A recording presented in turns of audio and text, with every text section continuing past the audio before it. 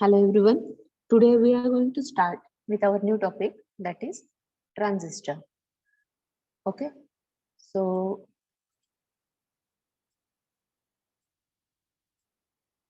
transistor, as you can see, there are various types of transistors. Okay. Transistors are one of the basic building blocks of modern electronics. So a transistor is a semiconducting device basically. Okay. So there are various types of transistors. Basically, they transistors are classified in two main types. One is bipolar junction transistor, and another is field effect transistor.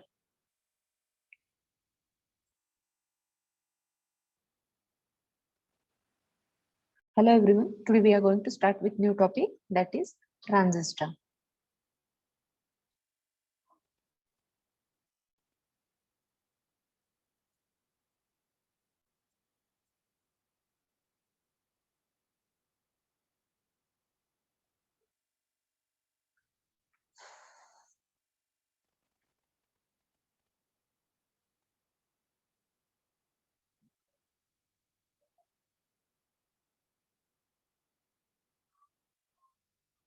Hello everyone. How are you all? Today we are going to start with a new topic, that is transistor.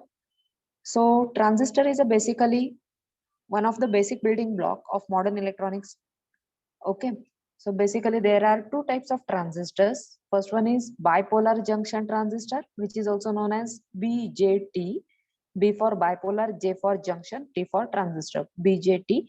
And another one is FET, field effect transistor. Again, it is classified into its subtypes. So today we are going to see, as you can see, there are various pictures of transistors. Today we are going to see a bipolar junction transistor. Okay, basically transistor is a semiconducting device which is used to amplify or switch electronic signals or electric power. Okay, so they are widely used in electronic equipments such as pocket calculators, radios, in communication satellites, and many more applications. You can see transistor are used. So in simple words, we can say that a transistor is a miniature device that is used to control or regulate the flow of electronic signals. So as we can see, as I told, transistor we can use as a switch. That means when your switch is on, the transistor when transistor is on, that time you will get output in the form of logic 1, and if it is off, then you will get output in the form of logic 0.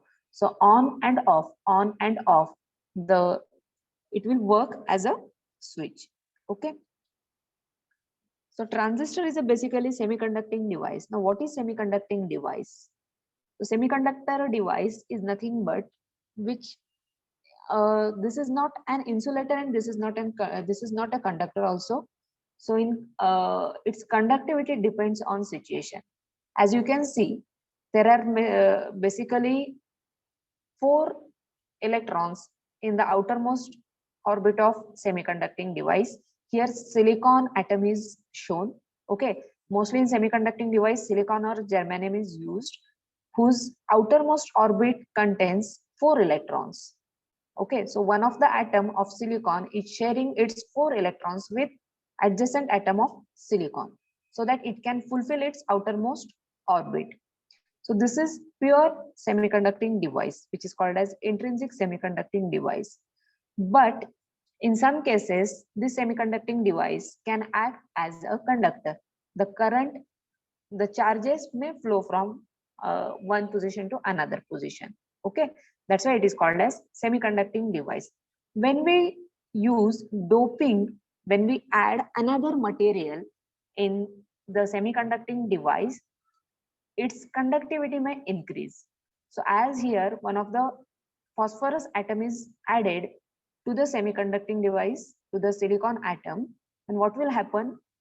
The phosphorus contains 5 electrons in its outermost orbit, so that it can share 4 electrons with adjacent atoms, and 1 electron is free there. Okay, so here we have 1 extra electron to flow from one position to another position. So this type of semiconductor, where where negative charge are more when number of electrons, free number of electrons are more, that is called as n-type semiconductor. Okay, so this is called as pentavalent doping. Pentavalent means an atom which contains 5 electrons in its outermost orbit, that is dope, that is inserted in the pure semiconducting material. Okay, so here we have one extra electron which will carry the which is helpful for the conductivity.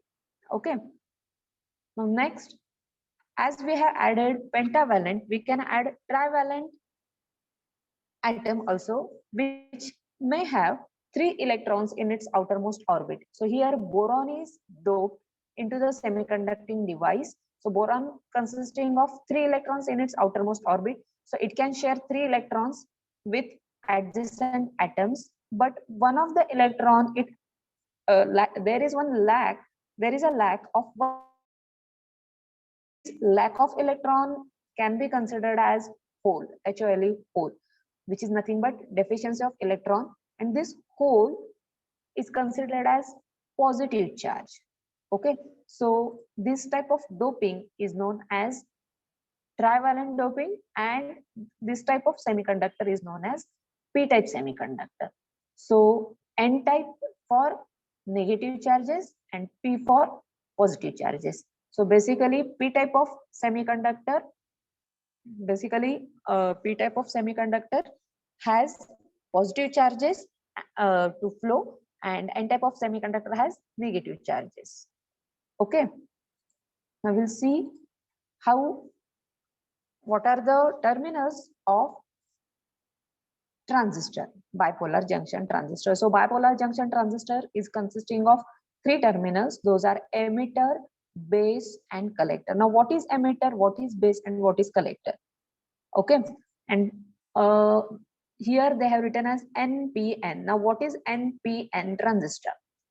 So when, see, N is nothing but which has negative charge particles, and P means which has positive charge particles for conductivity. Okay, so when one of the p-type semiconducting material is sandwiched between 2 n-type semiconducting material, that transistor is known as NPN transistor. Okay, likewise we have, if n-type semiconducting material is sandwiched in between 2 p-type semiconducting material, that is known as PNP transistor. So as we can see, these are the symbols of NPN transistor, and this is the symbol of PNP transistor. Okay, so it has 3 terminals as collector, base, emitter. Emitter is a charge which emits charges, charge carriers. Okay, and base is the terminal which we can say which acts as a controlling terminal, and collector is a terminal which is going to collect all the charges from emitter via base directly towards the collector. So as we can say, emitter is the input terminal, and collector we can say as a output terminal, and base is the controlling terminal. Okay, so we'll see how this transistor can work as a switch. Here we can see the working of transistor as a switch with the help of water tap analogy. Suppose this is a water tap. So the input of this water tap will be considered as an emitter. So whatever the flow of water is coming from this terminal, this is the input terminal, you will get the output from collector terminal.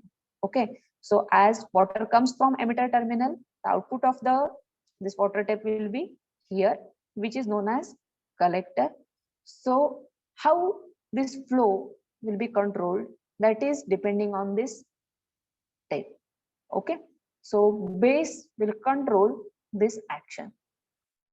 If this base is loose, if it allows the charges to flow from emitter to collector, okay, then this will be considered as on switch. Okay, and if the base does not allow to flow the charges from emitter to collector, that is called as off switch. So as I have shown you one practical in our lab also, see, this is the transistor, bipolar junction transistor. We have 3 terminals for this: collector, emitter, base and collector. So we have connected one output LED to the collector terminal to check its working of transistor. Okay, so anode of LED is connected to the collector terminal. Cathode of the LED is connected to ground. Okay, one resistor is taken from base.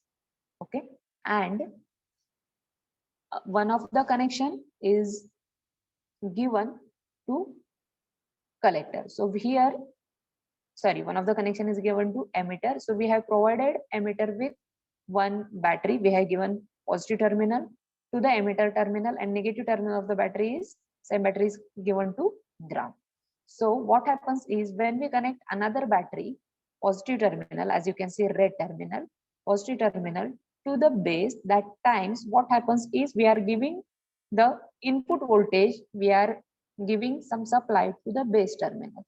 That times what happens is when your base is acting as, when your base provides some voltage, that times it is acting as on. So that times you will get output in the form of on switch. Your LED is glowing now.